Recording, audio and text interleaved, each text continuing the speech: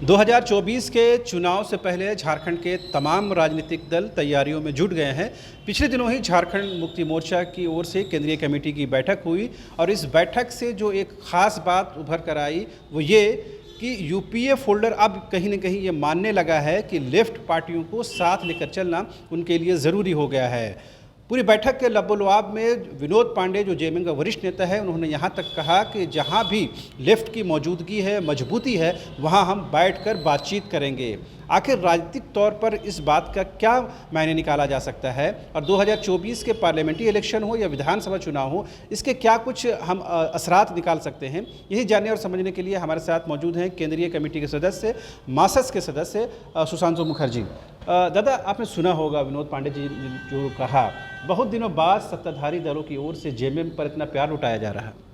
नहीं, निश्चित तौर पर ये जो हम लोग का लाल झंडा और हरा झंडा का, ये जब झारखंड मुक्ति मोर्चा का जन्म हुआ, मासस का जन्म, एक साथ झंडे हम लोग का लाल और हरा था।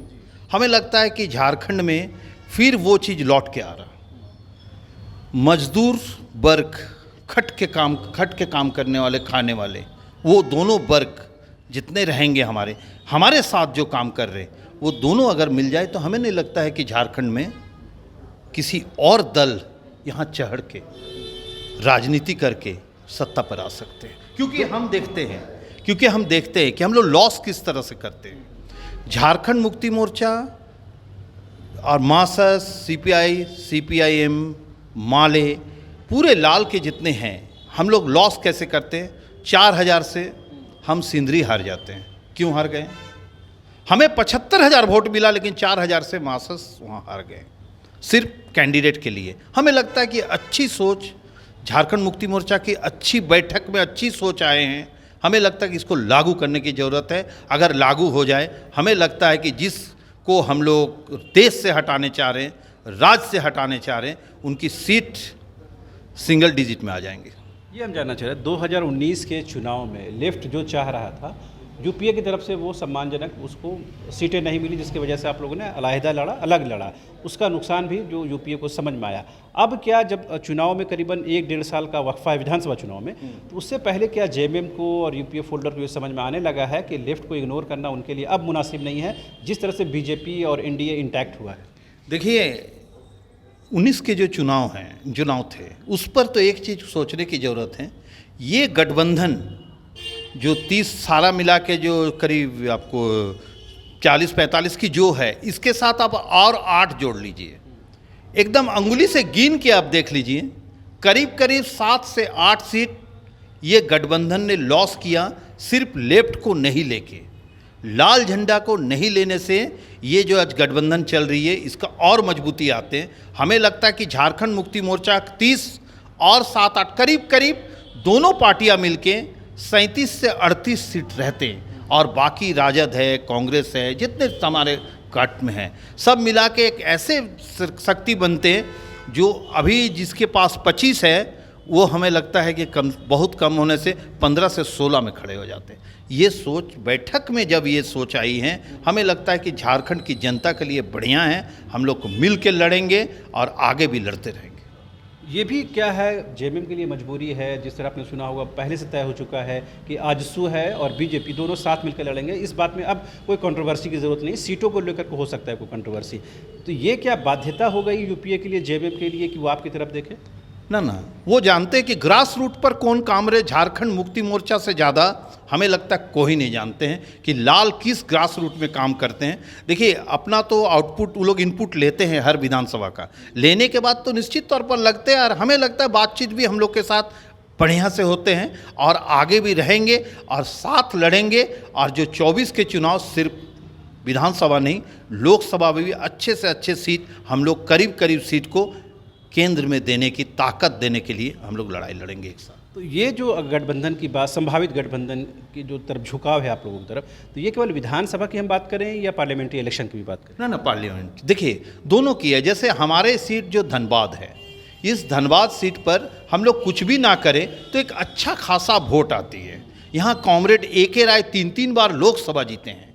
हमें लगता है कि वो सीट हमारे मजबूती अधिकार है, हमें मिलना चाहिए, ये सब आपस में बैठ के हम लोग तय करेंगे कि आना चाहिए। और बहुत सारे सीटें हैं, माले के पास है, सीपीआई के पास है, जो सीट पर हम लोग बढ़िया से मजबूती है लोकसभा के लिए, हमें लगता है उस पर भी इस गठबंधन को सोचने चाहिए और आगे हम लोग निश्चित तौर पर अंडरस्टैंडिंग करके हम लोग लड़ाई लड़ेंगे और 24 में चाहेंगे कि हमारे 14 सीट इस गठबंधन में आए और केंद्र को दे, हमारी सरकार बने, लूट की सरकार को भगाओ और हम लोग जीतने की जरूरत है। एक आखिरी सवाल, ये आपके लिए भी अच्छा मौका होगा क्योंकि राजनीतिक तौर पर पॉलिटिकली आप लोग भी हाशिए पर हैं, अगर आपको कुछ सीटें मिल जाती हैं तो आप भी कहीं ना कहीं अपने आपको एग्जिस्ट कर पाएंगे।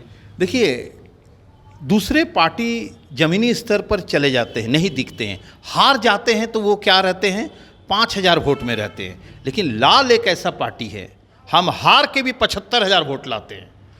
और आज से नहीं, 4 से 5 सीट 4 बार कम से कम हार गए लगातार, लेकिन हर साल 10 से 15,000 वोट बढ़ा हर चुनाव में।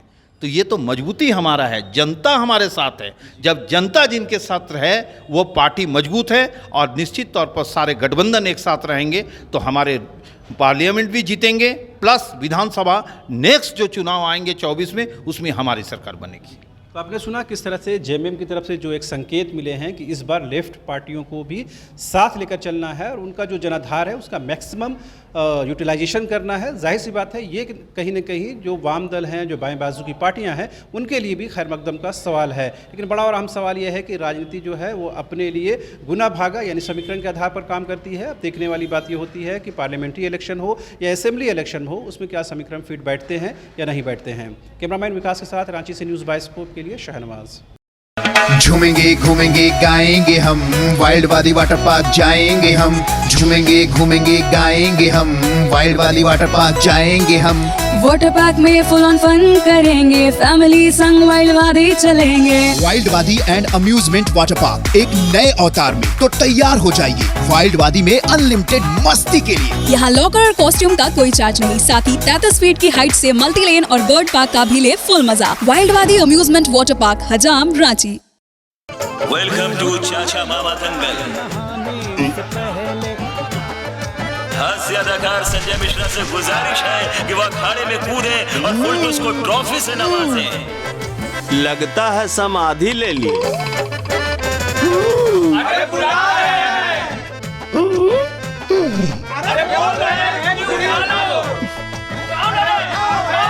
टॉप टेक सीमेंट, जो जोड़े तो छोड़े नहीं, मजबूती ही हमारी पहचान। सोशल मीडिया प्लेटफॉर्म पर भी उपलब्ध है। बिहार में सिटी केबल पर चैनल नंबर 232 पर देखें लेटेस्ट खबरें और डाउनलोड करें प्ले स्टोर से न्यूज़ बायोस्कोप ऐप।